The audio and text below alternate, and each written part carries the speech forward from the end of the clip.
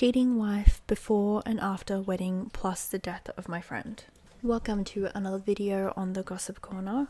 We have here another cheating story that was found on Reddit, posted by OKBlackberry3815. I am going to jump straight into the story, but I just quickly want to add in a trigger warning. This post does mention suicide, so just be wary of that. Let's get into it.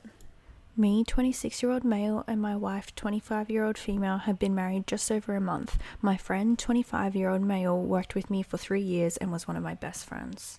So we were laying in bed and she received a message from one of my friends and immediately swiped up. I asked her what it was and to see it, and she told me she wants to protect his privacy.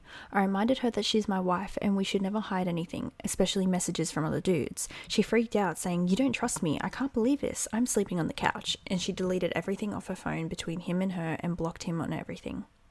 The next day rolls around and she's mad at me, and I'm still mad at her. I man up and tell her that she's lost some of my trust, but if she's being honest that it really was nothing, I would forgive her if I can see the message. She had deleted them all and blocked him. My gut was screaming at me, but I put it aside and the rest of the day goes on well and without any incident. The next day I got woken up by a call from my coworker, a different coworker, that my friend had killed himself the night before. I was dumbfounded and shocked. I saw him 2 days before and we were talking about his half day he was taking to go fishing. I could tell that my wife was taking it hard too, and I thought it was odd because she had only met him 3 to 4 times and didn't talk much about it with her. A few days later, the day after we celebrated our 1 month, I get a call from the wife saying, "Hey, please don't go over to this girl's house. I need to talk to you first." I'm confused and say I don't know what she's talking about. Then the girlfriend of my friend saying she needs to talk to me and unloads information that my wife and friend have been talking for months. I go over and she shows me the messages there were. "I can't wait for our future together. I can't wait to meet our children. I love you," and nudes and all that, talking about how magical the other day was. I was scrolling through the messages for about 30 minutes and didn't even get to the end of the week. But the last text he sent was to my wife saying, "I love you and this isn't your fault." I went home and she was gone. I went on a 2-day bender with no contact with her, besides the occasional drunk "you broke me" text from me, and no contact with anyone else. I call my family, tell them what happened, and they are worried about me. Understandable, and they just keep asking if I have my guns in the house and all that. I reassure them that I'm not a danger to myself and just need a few days to decompress. They put me in contact with their lawyer. After close to 6 hours of talking to him, I decided to file for a divorce. Last night, I get a message from her that says, "I want to work through this and we should both go to individual and couples counselling." I haven't messaged her back. I am terrified that she would try to take me over the coals, but I hope that she is civil about everything and says, "My stuff is mine, your stuff is yours." I hope to God that she isn't pregnant too. So I'm sitting at home with my 2 dogs waiting for a call from my lawyer saying that she's been served. So there are 2 updates to this story. I'm going to go ahead and read the first one. Firstly, I wanted to say thank you to everyone for your support. This has been a hard few weeks, but I have gotten through it mostly sober and well enough with the help of my friends and family. Second, I'd like to explain the backstory a bit. Me and my future ex-wife had been dating for 6 years and engaged since February. We got married in September. In most all of that time we dated, I worked over the road for 4 years, and in the last 2 years I settled into a nice little town where there's steady work in my field that doesn't require me to move around a lot. S2S chemical transfers and spill response. I bought a house 1 year ago before we got engaged, 3 hours away from where she lived.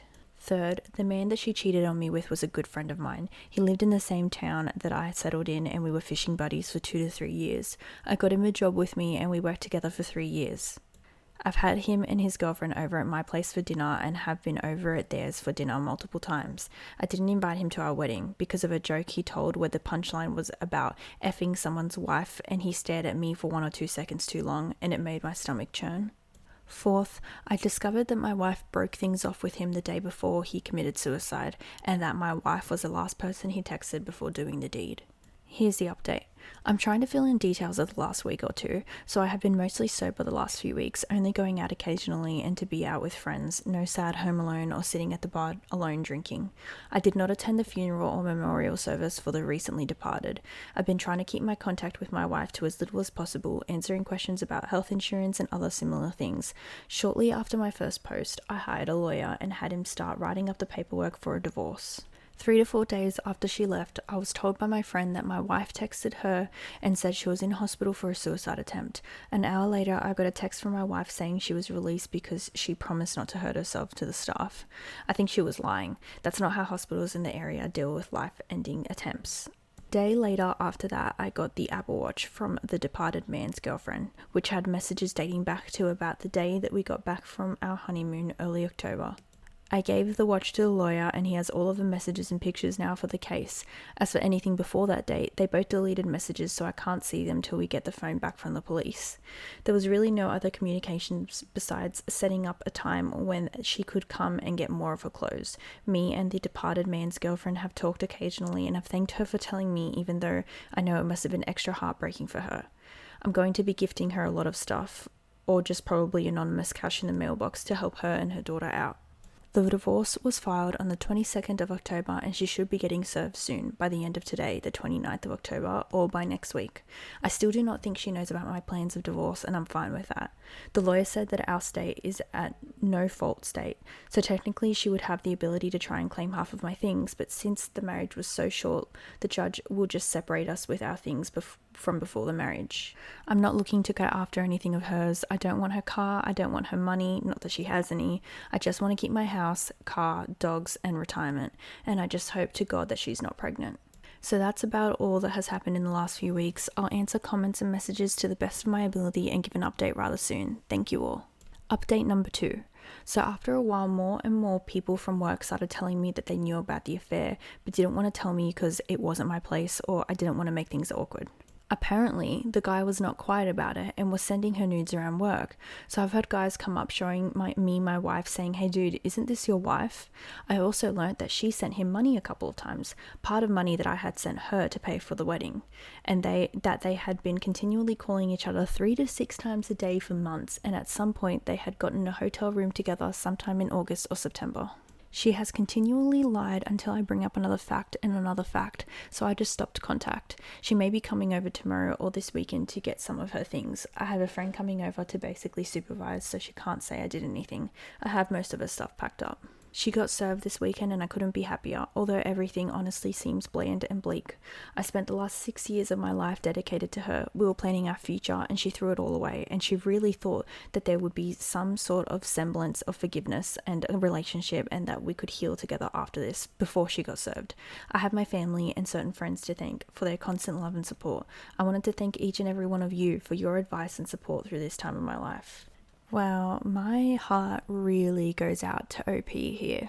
Not only did he first lose his friend to suicide, he then had his world torn apart completely by finding out that his wife was having an affair with said friend. I can only imagine the emotions that must have been going through his brain at the time of finding out about this. You never really want to speak ill of the dead, but you would just feel so betrayed.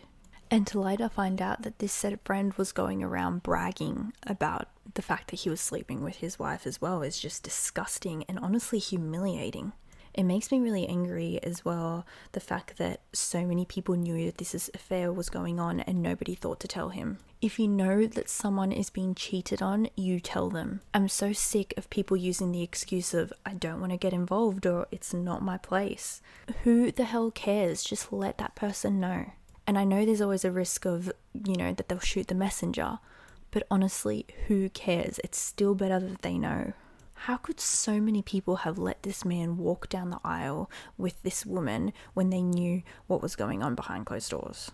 Everyone involved in this situation is absolutely disgusting and should be ashamed of themselves. I will say I am really glad that this post isn't a post where OP was asking for advice or anything like that. It was more of a rant. I'm glad that he wasn't asking, should I get back with her or what should I do? It sounds like he basically had his mind set on what needed to be done. There was no question about it. He wanted to divorce her.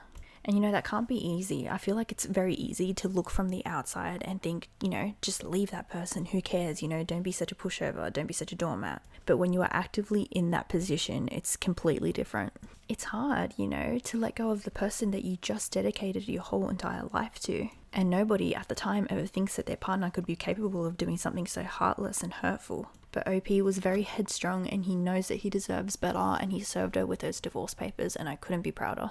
And I am in no way putting any blame on OP's soon-to-be ex-wife for the suicide of the person that she was having an affair with. But she really did manage to screw over two people really, really badly in this situation. Karma is an absolute bitch, and I really hope that she gets what's coming for her.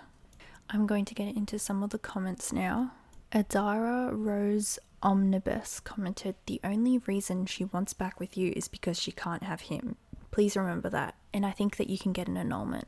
Cronok commented, "You are aware that she only wants to get back with you because her plan A has taken his life and is no longer available, right?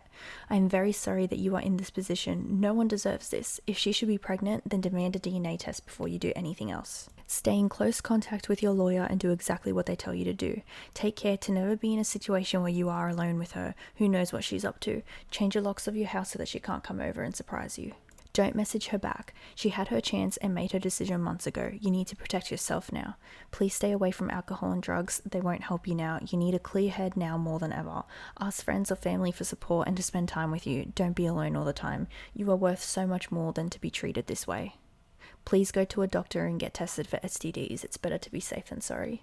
User Player No More actually replied to this comment with an interesting perspective, saying, "I think OP is plan A and his friend killed himself because he realized he was plan B. That doesn't matter. His friend and her lover killed himself over her. Mentally, there is no getting over this as long as you have to see her, get an annulment and move as far away from this tragedy as possible." The Fixer 123456 commented, "She blames you for being paranoid, she cheats, she bails, and now she wants to come back home because plan A is gone. You deserve better." No debate here. OP has done the right thing. I'm glad that he knows his worth and that he's not even giving her a chance. And to anyone who has been in a similar situation to this, you don't even necessarily need to be married, but if you have been cheated on, just know that you deserve better. There is better out there and you do not have to take that crap. You are worth more than someone who doesn't give a damn about your feelings. That's it from me. I hope you enjoyed today's post. Let me know what you think down below in the comments, and I will see you in the next video.